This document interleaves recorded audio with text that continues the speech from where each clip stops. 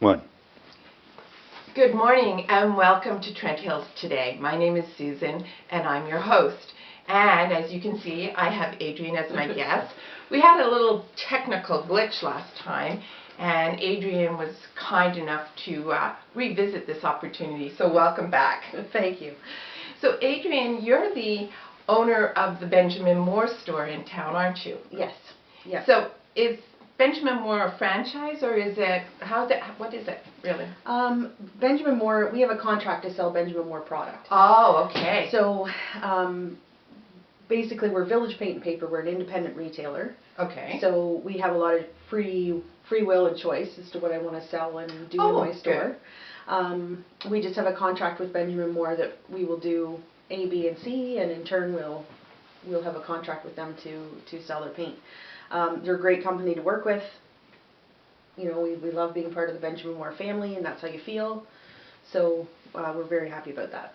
Oh, that's great. I guess I always thought Benjamin Moore was a franchise thing. I never really thought about it, but I remember going into the store where I used to live, and I said, "Oh, I'm looking for so and so," and she says, "Oh, we don't carry that." And I said, "But you're a Benjamin Moore store," and she said, "Well, yes, but we have." Yeah, there's differences between each store. So, you could go to Belleville or Peterborough or Whitby or Toronto to any Benjamin Moore store, and you might find, depending on their size, that they carry even another line of paint. Yeah. But we have a lot of Victorian style homes here. I mean, we have some beautiful ones in the community. So are you trying to carry, for example, more authentic Victorian colors, or colors that people would use to do those types of homes? Because we don't have a lot of brand new buildings where people would want to do white, and probably more white. Right. So we have Benjamin Moore has a beautiful historical collection. Oh yeah. Okay. So it's a wide range and a set of colors that basically feed to that end. So Victorian houses, historic communities. Oh, that's great, because there's so many colors that when you talk to people and you say, "Oh, such and such with blue undertones," and they go, "What are you talking about, blue undertones?" And you say, "Well, it's not, no color is just one color." So so you've got their magazine, and what color is Benjamin Moore talking about this year? Benjamin Moore this year has picked Caliente for their Caliente. Color of the year. Yeah, I know. It's very red, very hot. And basically, every company does their own research. So Benjamin Moore's team, they have a team of people that travel all over the world. So imagine this is the job I want. They travel all over the world, and they feel the climate and fashion and things going on in other countries and here. Yeah. So they kind of look at the big picture and say, what are we seeing out there? I found that the home decor colors generally follow the fashion trend. So over the last couple of years, we've seen a lot of pinks, and blushes, and things going on. So you're going to see a lot of that in home decor now. I would think going forward, follow that along. Color also follows the economy a little bit. So they say, yeah. So if you're if you have a downward turn, that's kind of where all the gray trends came from. Yeah. Is that economic downturn about 8 to 10 years ago. Right. So this year I'm really happy with the brochure that they've put out. In the back they have basically chosen, these are not new colors. Benjamin Moore takes from their existing portfolio. Okay. And based on what they see going on out there in the world, they pick a set of colors. Yeah. So I think they've done a good job this year. Yes. I'm really happy. We've sold a lot of colors out of this brochure, and we sold a lot of Caliente. So we're going to see a lot of really cool red doors, I think, this year. Well, and then you see Pantone has said that ultraviolet is their color for the year. And ultraviolet, purple, is my color. I don't know if you could tell that. Yeah. I do love purple, and if I had my way and I could totally redo my home, and I mean totally redo it, I would do my house. Yeah, right. I'm planning to not be working for the rest of my life, but if I could, I would do our home in this color, because I think this is a fabulous, this deep color in the halls and stuff, just because I love the intensity of the color.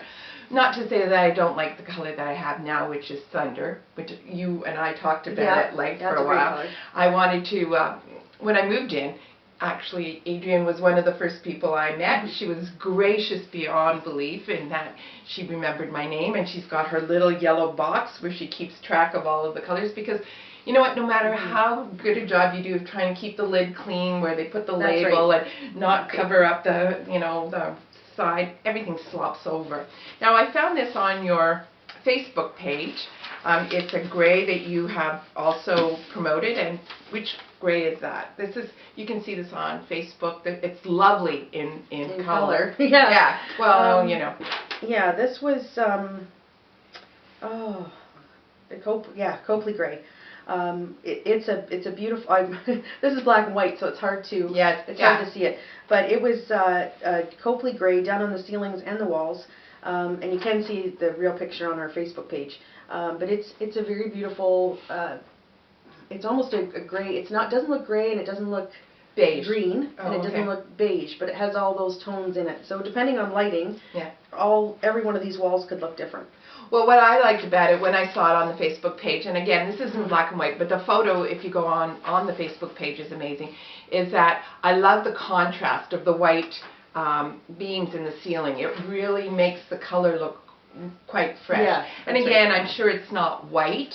It's probably Chantilly lace or Dove gray. They never just go white.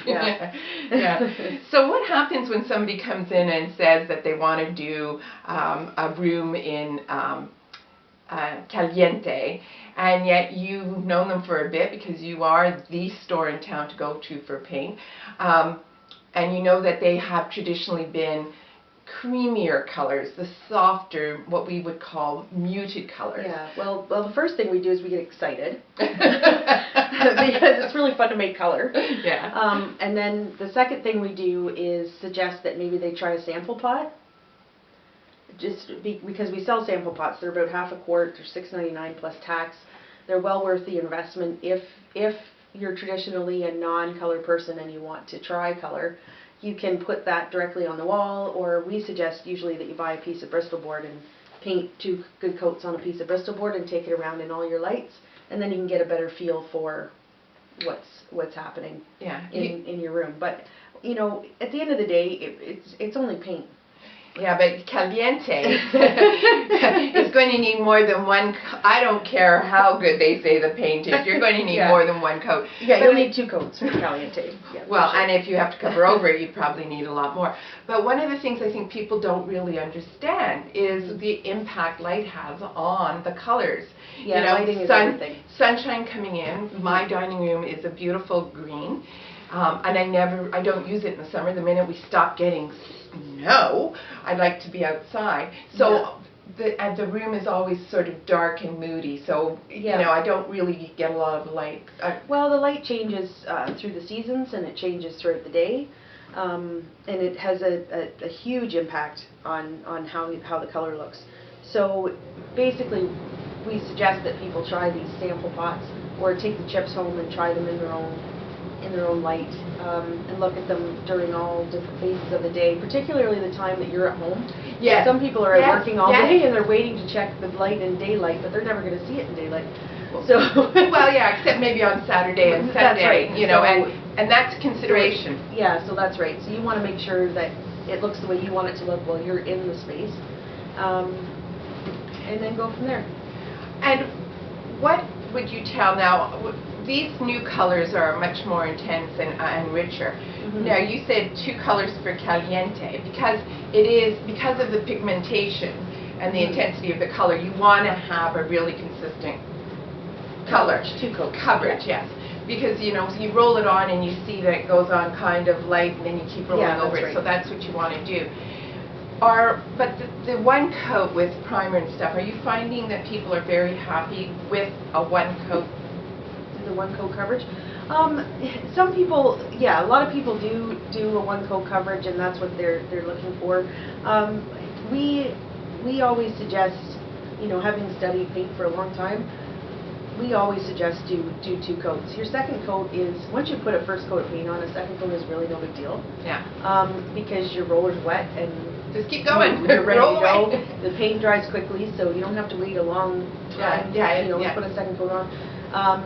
But what that does is it will always make your color, even if one coat looks really good, it will always make the color truer. It will help with fade resistance, with durability, with washability. So you hit the wall with a vacuum cleaner. If you're talking about creating like a 1/4 of a millimeter thickness versus a 1/2 millimeter thickness, it makes a big difference if you're knocking walls. If you have a second coat on there. So sometimes it's more just for protection. Doesn't necessarily mean that the look of it isn't good after one coat. But you have to watch this marketing term, this paint primer in one marketing term, because that's what it is. It's a marketing term. So okay. But she loves the product, Benjamin Moore. Oh yes, absolutely. It's a great product, and Benjamin Moore would agree with me. Yeah. It was something that was started in a different company where they labeled a paint as paint primer in one. Yeah. So then the other companies had to follow suit in order to provide the customer with what they think they were getting. We're being offered. Yeah. But what paint primer is intended to do is, if you have something like Caliente and you want to paint it white, good luck. You want to do it in 2 coats, right? Yeah. Then you want to go to a true paint primer in one, because that will cover in 2 coats. Okay. But if you have brand new drywall, please prime it. Yeah. Oh yeah. That's right. Yeah. Prime. Like really. Brand new drywall. People have asked me, well, can't I just use a paint and primer in one? That's the marketing part right there. Yeah. Is no. You can. Technically, you can. Yeah. But really what you need to do is put a good sealer primer on there, because if you have water damage or smoke damage, like, you're replacing your drywall if it's not sealed well.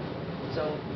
Okay, well I think we've learned a lot about paint and primers and all-in-one and Caliente and ultraviolet. Before we go, what are your hours of operation? Monday to Friday 9 to 5 and Saturday from 9 to 4, and we are closed on Sunday because Adrian needs a day off. And will Adrian go out to a house to help somebody look at colors? Yeah, generally, like we would, absolutely. We are color people only. So we also work very closely with Lori Schuett of Innovative Interiors. Okay. So if you need some color help, a lot of times, one of the painters will ask me, will you go out, my customer's struggling, and by all means we would help you. But if you want the whole package, the whole window treatments and carpeting and flooring and selecting all that, then we highly recommend Lori. Okay. Because we're just the color experts. And you are an expert, let me tell you. So thank you again. Thank you for lending us this space. Thank you for doing the reshoot. And until we see each other again, take care.